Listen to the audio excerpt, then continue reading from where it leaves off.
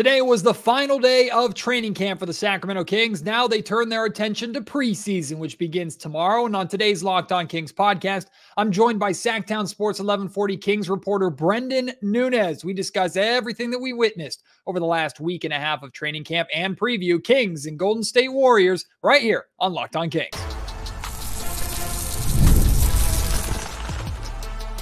You are Locked On Kings, your daily Sacramento Kings podcast. Part of the Locked On Podcast Network, your team every day. And now, ladies and gentlemen, it is that time for another episode of Locked On Kings. Hello and welcome into Locked On Kings, your podcast hub for Sacramento Kings coverage all season long. Today's episode is brought to you by Gametime. Download the Gametime app, create an account, and use code LOCKEDONNBA for $20 off your first purchase. My name is Matt George. I have the privilege of being your host here. I'm a Sacramento sports anchor and reporter for ABC 10 News, and one of the many friends that I have here in the Sacramento media scene covering the Sacramento Kings is Brenden Nunes from SacTown Sports 1140, also one of the hosts of the Return of the Roar podcast, and you see him featured on the Kings Beat podcast with James Ham and Sean Cunningham. Brenden is everywhere. He is all over his Sacramento Kings coverage. One of the brightest, if not the brightest, young NBA mind that we have here in the Sacramento market. I've had fun getting to know him and becoming a friend of his and close with him over the last handful of years. And he's a frequent guest here on Locked On Kings. So I decided, hey, come on back. Let's sit down at the ABC 10 studios. Let's talk about this training camp as a whole, kind of our takeaways, talk about the offensive rebounding, talk about the Kings wanting Domantas Sabonis to take more threes, involving DeMar DeRozan, and then we'll discuss what we are hoping to see and what we expect to see and what we're looking for from the Sacramento Kings in their preseason meeting tomorrow night against the Golden State Warriors inside of the Golden One Center. So please enjoy my conversation with SacTown Sports 1140's Brenden Nunes. Fresh off the final day of training camp, at least that's what I consider it to be, because now we get into preseason time. The Sacramento Kings play a basketball game tomorrow inside the Golden One Center against the Golden State Warriors, and I've got Brenden Nunes from SacTown Sports 1140 here with me to break down kind of what we saw from training camp, what we're expecting from tomorrow's game, and also want to dive into with you kind of the expectations for Mike Brown's rotations, especially with the amount of injuries that the Kings are dealing with so far. But we'll start with this training camp as a whole. Some of the consistent themes that we've been hearing a lot about. This new emphasis on offensive rebounding, right? Continuing to play physical without fouling. A lot of space and encouraging all guys, especially Domantas Sabonis, to shoot more threes. Is there anything in particular from training camp over the last week and a half that's really stood out to you, or either has you encouraged or maybe a little concerned, or anything from training camp worth noting in your mind? Yeah, first of all, appreciate you having me on. Of course. Good to chop it up with my 2K center every once in a while. That's right. We're bad in duos, but we're pretty good in fives. Okay, all right. We get cooked in duos. We just got our toes a little wet in duos. We get cooked in duos. We'll get better. I think the offensive rebounding has been the thing that stuck out the most for sure. That's a clear emphasis. Mike Brown said today that that's something they've actually emphasized since he got to Sacramento, but really it's become one of their 5 offensive staples this year, is crashing the offensive glass. They even think that will actually help their transition defense, forcing other teams to focus more on the defensive boards compared to leaking out. They were a really good transition defense team last year as well, so I'm interested to see how that all kind of actualizes throughout this preseason going into the regular season. He said GM Monty McNair on their coaches retreat throughout this offseason, he joined them a bit and sort of shared that he thinks this offensive rebounding could be a good idea. Mike and Brown went back and forth with them, and eventually they became on the same page. So I would say that's definitely the biggest thing that stood out to me so far, is a different style and how they want to change coming into this year, because everybody's going to point to DeMar. How are things going to look different?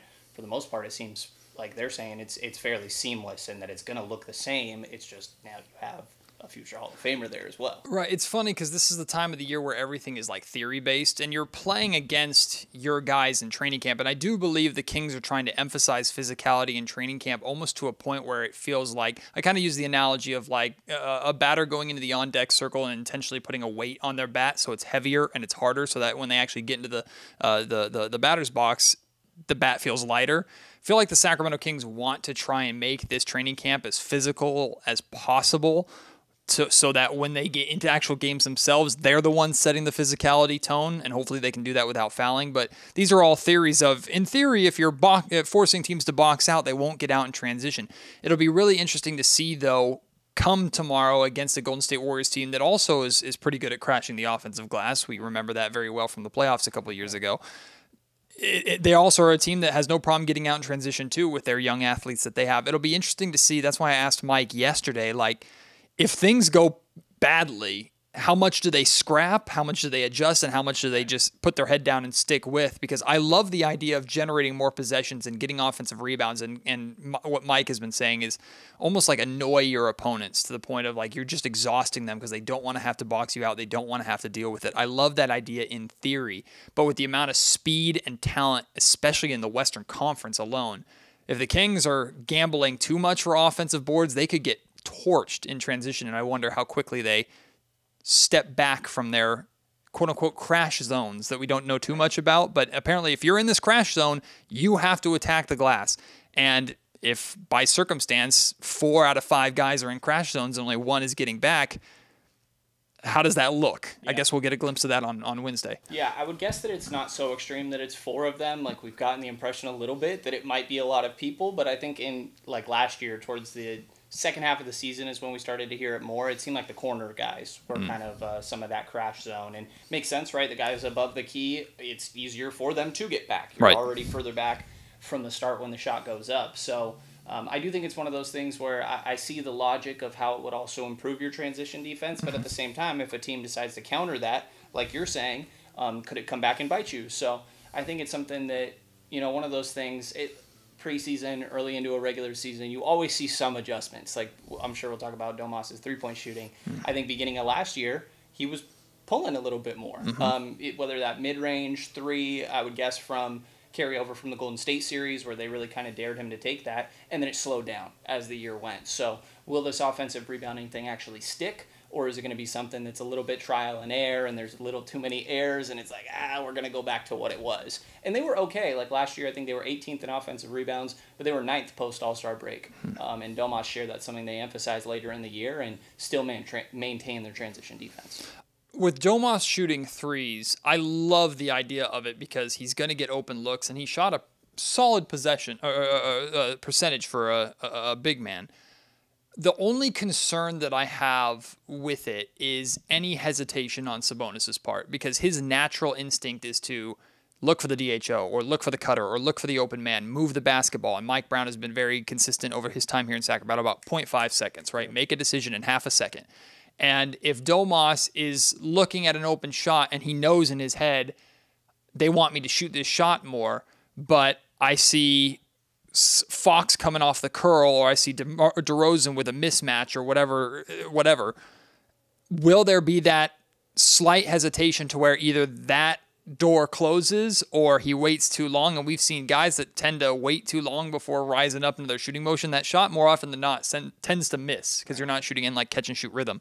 So again, this is stuff we haven't seen yet. So I'm all for Domantas Sabonis pulling more. I just hope it doesn't get to a point where Domas is like changing how he instinctually reacts because his instincts are really, really good. Yeah. How he reacts because he knows, hey, they want me to take this shot more. I think it's one of those things where even when he got asked about it, what was it, yesterday, he mentioned that, like, yeah, there's times where I'll take it and then other times where maybe I don't and it goes into another action and it ends up being good. So I think that natural way he plays of wanting to play make, I don't think that will ever go away. And, when Mike Brown says maybe instead of 2 of your short rolls turn into pops, I don't know that necessarily means like shoot it when you get it. It could mean go into another dribble handoff on the other side of the floor and then now where's the help defense? It's like how the Warriors play with Draymond. If, you're going to help off Draymond's like, all right, well, I'm going to come set a dribble handoff and the big's not high enough to deal with Steph Curry coming off that screen. So I think that there's ways to work around it and the popping doesn't necessarily mean just shooting it right when you get it. Honestly, I don't have that much faith in his shot it continuing to progress because I think if we would have seen that, it would have been last year. Like I mentioned, there was a lot of after that Golden State series, that was a big point of contention, and I think that we would have seen it more last year. But what do I know? could be, there's random years where players take big steps in their games. I think people lost faith in De'Aaron Fox's three-point shooting, and that became a big thing last year. So I think it could become more consistent, but overall, that's more likely than not going to be the best shot you can get in a possession. And Domas being out there does still help you find a better look. So I think we'll see it more at the beginning of the year. It's just another one of those things. Will it keep up? Today's episode of the Locked On Kings podcast is brought to you by FanDuel. NFL fans, you can start the season with a big return on FanDuel, America's #1 sportsbook. So when you get the hunch in the middle of a game, you can check out the latest stats, view live play-by-play, and so much more on the same page where you place your bets. Look, one thing I know about Locked On podcast listeners, they're smart sports fans, so they know what's going to happen. They have a pretty good idea, a pretty good finger on the pulse of what is going on. We'll use that high basketball or football or sports IQ that you have to your advantage to help you make some money. You can get started on FanDuel with $200 in bonus bets guaranteed. That's right, $200 in bonus bets no matter what. All you have to do is place your first $5 bet. Put $5 on anything. Could be an absolute steal, 100%. You are going to win it, even if you only win like $1 off of that $5 bet, whatever the case may be. Or you could take a risk, because even if you lose those $5, it doesn't really matter, because you have $200 in bonus bets for you to really make some money. You can have that fun all season long on FanDuel.com. I remember at some point last season, though, I asked Mike Brown, whether it was post-game or pre-game, or at some point I was asking him, hey, do you want Sabonis to shoot more? Because Sabonis was shooting at a pretty high percentage, shoot more threes specifically. And I don't remember exactly what Mike said. I think it was something along the lines of he can take it if he likes the shot, like he has the green light. But Mike seemed more hesitant to express how much they want him to shoot it then than they do now. Yeah. And the question then becomes like, what's changed? Is it all of a sudden they have more faith that Sabonis is a better shooter? Or is it simply with DeMar DeRozan being here, the spacing is going to be so important, and the amount of attention that DeRozan is going to draw, and the amount of double teams that DeRozan is going to draw anytime he puts the ball on the floor, everybody's going to get open looks, and that includes Domantas Sabonis. So I think the Kings have always had faith that Sabonis can shoot at a decent enough percentage to where it doesn't hurt you for him to take those shots.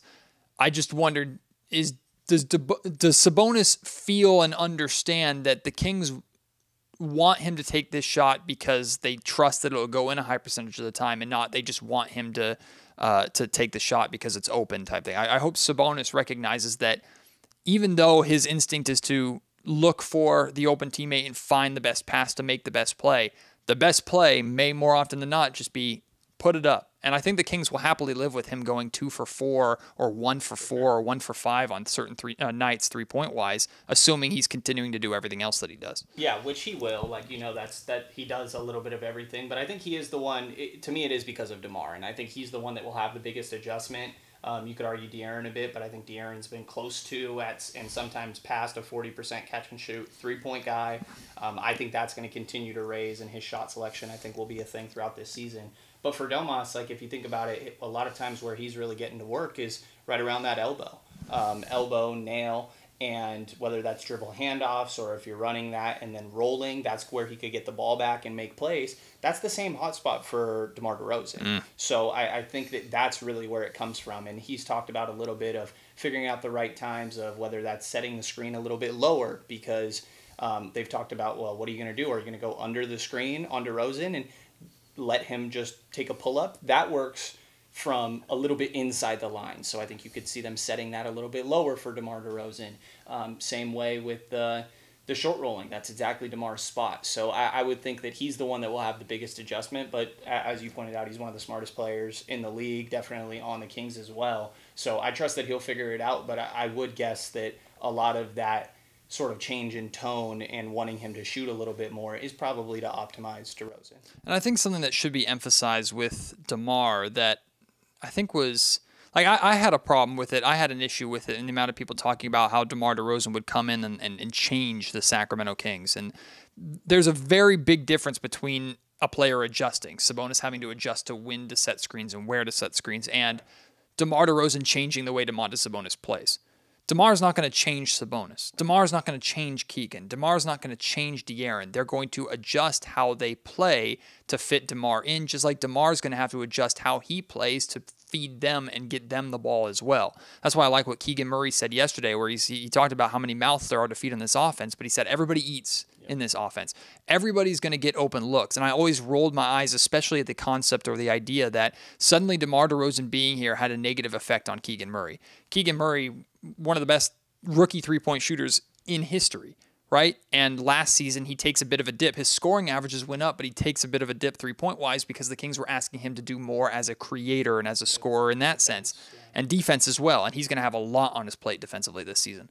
But the Kings can't really afford to wait for Keegan to be comfortable with that. They're trying to strike right now, and I'm not saying Keegan is uncomfortable with it, but if the fallback option is bringing in I think Hall of Fame caliber isolation scorer and having Keegan drop back into the catch and shoot three-point specialist that he was his rookie year when the Kings made the playoffs, find me the issue with that. I just don't think there's any way where DeMar hurts or negatively impacts Keegan Murray's development as possible. Keegan is still going to get his shots, and he's probably going to get more open looks than he ever has before, and as a third-year player, he's going to be expected to make a large majority of them. Yeah, I think I did have some of those questions about the DeMar-Keegan aspect a little bit, but I think what it comes down to is that DeMar himself is not hurting it. Like, we've seen in Chicago, look at how much he enabled Kobe White. Yeah. Even to a lesser extent, like Dalen Terry obviously clicked with DeMar a lot. He ended up in the Drew League with Dalen Terry on the same team when he won his first Drew League chip this offseason. So I think DeMar enables these guys. And like one thing De'Aaron Fox said at Media Day is that we're all here, like we all are at a point in our career where we want to win. Mm-hmm. Now, some of these guys, Keegan specifically, a little bit earlier in that process, obviously, but I think De'Aaron can provide good perspective and tells him, like, you're lucky you didn't have to go through all these bad years. Or I forget who it was. There was, I want to say it was Jeff Green gave a speech in one of the post-game locker rooms for whatever team he was on the last couple years of, like, don't take this for granted. I got to the conference finals really early in my career and thought it would happen again, and it's been a decade since, and I could be wrong if that was Jeff Green, but I think that this team has guys that can provide that good perspective. And De'Aaron said, DeMar's definitely at that point, and he's at that point. And De'Aaron's great line was, I have more time than him, but I don't have time to waste. And so I think everybody being on the same page in that aspect is meaning that it doesn't matter what the numbers look like, really. I don't think DeMar cares about that much. I think from Keegan's aspect, though, it's always been about like his own mindset in my mind is, are you going to be aggressive? That everyone eats offense. It's the same thing as like it's an equal opportunity offense, meaning you have to go and take it. There were games last year where this was a conversation with Keegan and with Harrison, and anytime you ask the coaching staff about it, it's like, well, they got to go out and get theirs. Sure. Essentially, recognize your moments and capitalize on them. And so I do think that having another all-star on the team, will that make Keegan play a little bit more of a back seat? Like, potentially, but really what it comes down to is I think all his teammates will enable him. Keegan just has to do it himself. Right. And I think that was already the case beforehand. So long term, I think Keegan's internal development is one of the biggest X factors for this Kings team, but I don't think DeMar hinders that. I think it just, Keegan has to recognize his moments, and I think that was already the case. Well, Wednesday night, tomorrow night, inside the Golden One Center, we'll get our first glimpse. We know that everybody who's healthy is going to play, so no Kevin Huerter, no Trey Lyles, no Jordan McLaughlin, and obviously no Devin Carter. Orlando Robinson, that's true. 5 guys. Yeah, and we'll get into the depth and rotations in a little bit here. But we know the starters are going to play. Mike Brown said it's probably only going to be the first half. No issue with me. Honestly, they could play the first 6 minutes together, and we'll see maybe one sub of Malik Monk getting in there with that group and see what that looks like, and I'll be just fine. But specifically, of course, the broad answer is we all want to see what DeMar looks like and how DeMar fits. But getting a little more specific, is there anything in those first 5 or so minutes of the game when we get our glimpse of this is going to be the new Sacramento Kings basketball with this starting 5? We believe all signs point to Keon Ellis is starting at the 2. Yeah. Is there anything specific out of that group or an indicator that you're looking for of this team is ahead of schedule, this is what I want to see? What are you hoping to witness in those first 5 or so minutes with the starting group together against, assuming, the Golden State Warriors starting 5? Yeah, the Warriors don't have the size to really, in my mind, answer questions defensively. Like, I think that we've talked about Keegan guarding a little bit larger players, or is DeMar going to get that responsibility when a lot of it was assigned to HB last season. I don't think the Warriors really have a team where you can gauge that great. It's so Kuminga, maybe. Throughout the year, but yeah. I think it's how seamless does this offense really look, because they're talking it up like this is going to be no problem, this is going to go smooth. So let's just see it. I believe it, but you need to see it first. How are they is Domas setting those screens a little bit lower, those DHOs for DeMar DeRozan? What's the offensive rebounding going to look like? I'm definitely looking to identify those crash zones. Like, where are they from? Last year, I believe it was the corners. Is that going to be a little bit more above the break on one side maybe this year? And what does that look like? So I think that's kind of what I'm looking for early on. And some internal stuff with some guys. De'Aaron's shot selection, I would say. Does Keon Ellis look a little bit better, taking 2-3 dribbles, for example, and continuing to move the ball from there? So a lot of it for me is, all right, you say this is going to work smooth with DeMar? Let's see it. Like I said at the top of the show, today's episode of the Locked On Kings podcast is brought to you by Gametime. Gametime is the #1 app or site that you need to use to buy your tickets, not just to Kings games this year, but to any sporting event, whether it's a massive football game or a baseball game when the A's come to Sacramento. Maybe you want to go check out a concert, a stadium concert at Levi Stadium in the Bay Area, something smaller, something inside the Golden One Center. You can get your tickets for that. Your comedy shows, your local theatrical productions, Gametime has tickets for all of it, and they have an incredible feature called Gametime Picks. It makes getting tickets for your favorite events even easier. It filters out all the fluff to only show you the incredible deals on great seats, and you don't have to waste time searching through hundreds or even thousands of tickets. That's just one of the many features that Gametime has, like their all-in pricing, a feature that shows you the total up front, so you'll have no surprise fees at checkout. Incredible seat views, the most accurate seat views that you'll find anywhere. The lowest price guarantee, or Gametime will credit you 110% of the difference. Gametime's ticket coverage is better than anything you will find. There's so many reasons, a long list of reasons to get your tickets on Gametime. So take the guesswork out of buying tickets with Gametime. Download the Gametime app, create an account, and use code LOCKEDONNBA for $20 off your first purchase. Terms apply. Again, create an account and use code LOCKEDONNBA for $20 off. Download Gametime today. What time is it? Gametime. I'm mentally prepared to not, and I'm fully comfortable not overreacting to anything bad that we see, turnovers or something that we typically see a lot in preseason, things like that, miscommunication. Mentally not worried about overreacting to that at all. I will say, though, on the flip side, if the Sacramento Kings come out and that starting five scores 20 points in the first 5 minutes, I'm going to have a hard time not overreacting to that. And I have to imagine the Golden One Center might not be full, but it's going to be loud. There's going to be a lot of people there to see what this looks like for the first time. And if that group comes out and is just red hot and they're scoring in isolation, Domas fits seamlessly with everybody like he usually does. Fox is hitting threes, Keegan's hitting threes, Keon's hitting threes and playing great defense. If that, it doesn't matter who the Kings are playing. If that starting five comes out and just puts their foot down and just sends a message to the rest of the league, I have a hard time not feeling like that night on the podcast I'm going to be like, yep, this team, I'm with DeRozan, Western Conference Finals bound, baby. I'm looking forward to that wow factor, right? On paper, you look at this roster and go, wow, this should be good. But when you see it in front of your eyes and you just sit back and go, wow, this is really, really good. This is really dynamic. How do you stop this?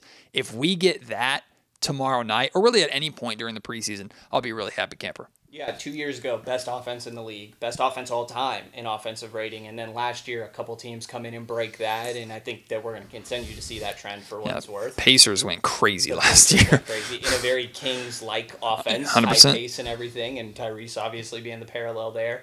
But I think defensively, you can expect most of the same, as long as you've been asking about it a lot, that the whistle is the same as it was the second half of the year. They allowed more physicality. One of the Kings' defensive staples is being physical without fouling.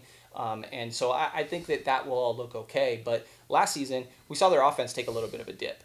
And I think that there's a handful of aspects that go in line with that. But I think that a big point of emphasis in adding DeMar should be that you really should be top five again this year. And it shouldn't really be that much of a question. So if that offense is clicking, I do think that's a really encouraging sign moving forward.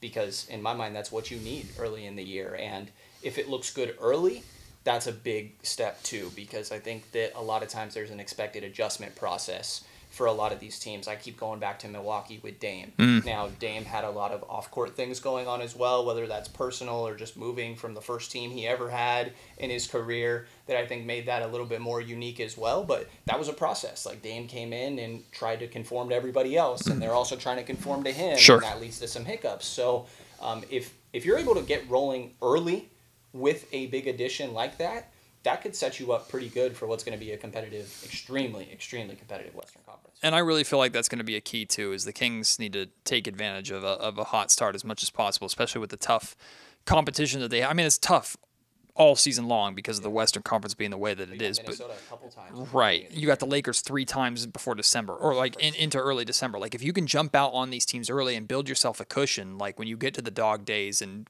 God forbid, knock on wood, injuries and things like that, like you can be in a better position to withstand it before the championship caliber teams really start to ramp up come January, February, March time. Another common thing that we've talked a lot about and heard a lot about from Mike in training camp is the guys fighting for the final few roster spots. And Mike has complimented a lot of them for different things at different times. And like, the table is set for all of them to really make an impact, because what Mike is asking from this team as a whole is exactly what you would expect from an energy guy who's just trying to make the roster, right? Just crash the glass, run in transition, play physical. It's like, if I'm Isaac Jones, and we talked to Isaac Jones today, I'm like, this is everything that I've been doing, and now the NBA wants it. This is perfect for me. He's not coming into the NBA and being asked to suddenly change who he is as a player, maybe with the implementation of a little more three-point shooting for him. Right. So we're going to see all these guys tomorrow, and the reality is a good chunk of them won't make the roster. Some of them will play in Stockton. So I'm not expecting a whole lot. But is there anybody out of that group, whether it's any of the two-way guys or a guy like Boogie Ellis, who had a really, really good summer league and really good Cali Classic and is trying to find his way onto the roster as just a volume scorer off of the bench? Like, is there anybody out of that group that you're like, I'm looking forward to seeing them in-game action in person and what they could potentially bring? Yeah, I think the 4 guys that are like the question marks in my mind of, are they going to make this roster in the end? Because you got to cut 18 or 21 down to 18, and it seems like they have about 17 locked in if you count those 3 two-ways. Yeah. Which, for what it's worth, those two-ways could change. I would imagine that Isaiah are probably fairly locked in, just being assigned this year, but that is not necessarily the case. Mason Jones, been in the system. I think they got him midway through last year. Yeah. Lost a lot of weight. I'm interested to see how he goes, but those aren't necessarily like fully locked. Those could change. Sure. I wouldn't bet on it necessarily. But I think that's an aspect here. But the 4 you're really looking at are Broderick Thomas, Scalabissier, Boogie Ellis, and Terry Taylor. And I feel like the things that we've heard, the one we've heard the most positive things about is Terry Taylor. We got to talk to him a little bit today too. He's played with Domas in Indiana. Ironically, when I was doing research when they signed him, I found an article about how he complimented Domas and played big next to him, even though Terry Taylor's a little bit of a smaller guy. He kind of played the 4 next to Domas at times in Indiana. Today he mentioned that he's been playing up a bit, but you mentioned doing the little things, and that's what Mike Brown has complimented him a lot for. It seems like his name comes up in passing almost every training camp session that we've gotten so far. So he's the one that stands out to me. I think the offensive rebounding is really what I'm looking for. And you got to be able to knock down an open catch and shoot 3. It's just the nature of the NBA nowadays, especially if you're not at that 5 position. So what is that sort of going to look like? Is Orlando Robinson's injury, does that mean that, well, I mean, I think it means we're going to see more Scal throughout preseason, but does that put that in jeopardy? I believe he has $500K guaranteed. Last year they gave Nerlens Noel a decent amount of guaranteed money. He never made it to camp. And he never made it because JaVale McGee became available. Right. That's a different scenario, but if Scal impresses, could he take that Orlando spot? Again, I wouldn't bet on it, but I think it's something that I'm definitely watching for. And then, you know, I think Terry Taylor is probably my favorite out of that group to eventually make that spot, but obviously a lot to play with preseason. And then the Boogie Ellis one, I think he's kind of, in my mind, maybe fighting with Mason Jones a little bit for that two-way spot. And I would say Mason definitely has the lead. Lost a lot of weight coming into the California Classic this year, and I think has been pretty locked in. They like what he's doing. But Boogie, you know, I always think back to Doug Christie being like, we had good defensive pressure, our energy was good out there, but it wasn't Boogie energy. And, you know, you see that, which maybe has a double meaning in Sacramento. True. I think that you see that when he's out there. So he's a guy that I'm interested in. but ultimately would still probably lean towards Mason Jones. To me, Terry Taylor's kind of that one I'm really watching for, and hate to be that guy to Broderick Thomas, but he kind of seems like the last one. Yeah, I think that's fair. Let's talk Mike Brown's rotations a little bit because, and this is going to be a two-parter. We're going to start with the assumption that everybody's healthy and everybody's good to go, which is a big assumption with this team right now because not only are they missing guys, they're missing key rotation guys. Their second unit is basically decimated. Yeah, I think it has 3 two-ways. Yeah, the question that I wanted to ask you is perfectly healthy. How deep is Mike Brown's rotation in your mind? Because, again, this team is about winning games. Like, that is what's most important. Development, kind of be damned. Like, if you can keep up, great. Right. Like, Keegan Murray was able to keep up as a starter his rookie year. Great. But if you can't keep up, you're going to get left behind because this team has goals and aspirations to win right now. So, looking at this roster, again, when perfectly healthy, we know the core 6. 7 and 8, I think, are pretty solidly locked in what we assume to be Herter/Keon and Trey Lyles, probably. Yeah. So I would say Alex Len, it's like a different role. Like, he's going to get the 12 minutes that Domas doesn't. Right. And even that, I think, I feel like Alex Len. So the question is, like, is it 8 guys? Is it 9 guys? Is it a full 10? You typically don't see full 10 rotations anymore. It's typically 9 guys capped, which I feel like is the number. And Alex Len is 9. And I like Alex Len specifically because he seems to always make the right play and he always comes in and makes a positive impact and he always stays ready, which is what I really like about him. But I think the Kings have some other guys on this roster when Devin Carter comes back, the addition of Jordan McLaughlin. Like, they have other guys on this roster that they wouldn't hate playing well enough to kind of push Alex Len or make it difficult on Alex Len. I don't see how Mike Brown has a bigger than 9-man rotation. And to be honest with you, it would not surprise me at all, depending upon where we're at in the season and how desperate the Kings are to win, if this rotation gets down to 8 on some nights. I could see it. I think that kind of what we laid out say that when they're healthy, Keon's or Kevin's in that starting lineup, just for whatever reason. So obviously De'Aaron, Kevin, DeMar, Keegan, and Domas, and then you have Keon, you have Malik like we laid out. I think Trey is even sometimes a little bit on the fringe. Yeah. I think that he's there, but sometimes, I don't know the level of like comfort and reliability in Trey necessarily. On certain nights, I still think he's in that 8 spot. And then he's not as secure as he was last season, that's for sure. And actually, well, I guess they do have a little bit less depth at the 4 with HB not there. And the question with Alex of like sometimes Trey slots into that backup 5 spot. And if you see that a little bit against Golden State specifically this coming preseason, they got games Wednesday, tomorrow, and Friday against that squad. So I think that's an interesting aspect to me. Like, is Jordan McLaughlin a nightly guy, or last year, like, Keon played some point. I think Malik Monk, he's practically a point guard on the team. He's a point guard. But they don't typically run him there. No. Like, specifically when it comes to defensive layouts and formations. But I think that he can run that. So is Jordan a nightly guy? I'm kind of with you on the 8, but I think there's going to be nights where we see 10. I think there's going to be, probably 9 more often than not, I would bet.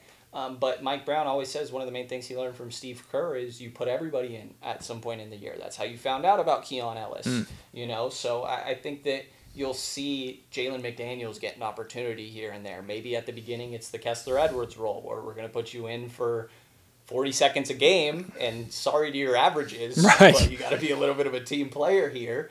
And if he does well in those moments, is hitting threes in practice, ideally his build is exactly what you would need on this Kings team, but still very TBD, and that would need to be proven. So I think that you'll see different guys get opportunities. It's very blatant when Mike Brown is searching within his rotation, and I think that's inevitable throughout the course of an NBA season, and helpful more often than not. Maybe Colby Jones becomes something. I wouldn't bet on it right now. But there's definitely depth at that guard spot. I think you're going to see a lot of 3-guard lineups, quote unquote, to utilize that depth. But I would say probably about 8-9 with, Jordan McLaughlin and Alex Len being the 2 interesting ones to me of, do you get a little funky with how you play those 13 minutes that De'Aaron and or Domas aren't on the floor, or do you just go with those traditional backups?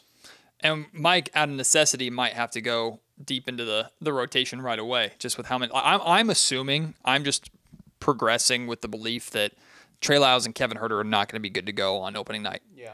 Until we hear otherwise, Jordan McLaughlin sounds like he has a chance.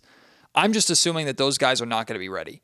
And if that's the case, then your bench is really, really thin, and right out of the gate, you get Minnesota and Los Angeles. It's two teams that are physical and two teams where the Kings would certainly like to have that depth there. So we just talked about the importance of a strong start and, of course, how much the Kings are going to lean on their core guys ultimately as a whole. But how concerned are you with the Kings coming into this season, really kind of limping into this season when it comes to their depth, and they might be asking for a lot out of fringe guys right away when, again, this team is judged on one thing alone, and that's winning basketball games? Yeah, I think the beauty of it is you have 5 guys that you really are just going to stagger throughout the lineup. Yeah. With that shooting guard starting spot probably being the one I'm really leaving out, but De'Aaron, DeMar, Keegan, Domas, and Malik. And really, that's your offense when it comes down to it. These other guys, we need you to fill in and kind of just not mess things up. Sure. So I think that makes it a little bit easier for what depth pieces you're trying to go to. But I think there definitely has to be a level of concern. You're down 5 guys right now. Yeah. Which is crazy. That's a lot. We're not even. It's not the NFL. Preseason game. It's not the NFL. So, it's like a third of your roster. It is ridiculous. So we're definitely about to see, and I think I do have some concerns, but for the most part, your main 5 are there, and I think that should help, and there should be a lot of staggering. Last year it was very common that one of De'Aaron or Domas was on the floor at practically all times. I think that has to stay that way. Pretty much all times. And I think it will, but I'm also interested if do you get to play with that a little bit more, because now you have DeMar as an option as well. So I'd imagine of those 5 that you're keeping at least 2 on the floor at all times, at least. And that makes those other 3 positions a little bit easier as long as they can knock down catch and shoots and just play their roles defensively, maintain the offensive flow. Well, it's been fun to talk about and fun to speculate about. I'm excited just to see it. Same. We finally get to see it tomorrow. We'll see it throughout this week in preseason. Brenden, I'll see you at the Golden One Center tomorrow. Check out Brenden Nunes and the rest of the SacTown Sports 1140 crew, all the Kings coverage that they do over there. My man, good to see you. Perfect, man. Let's get the season going.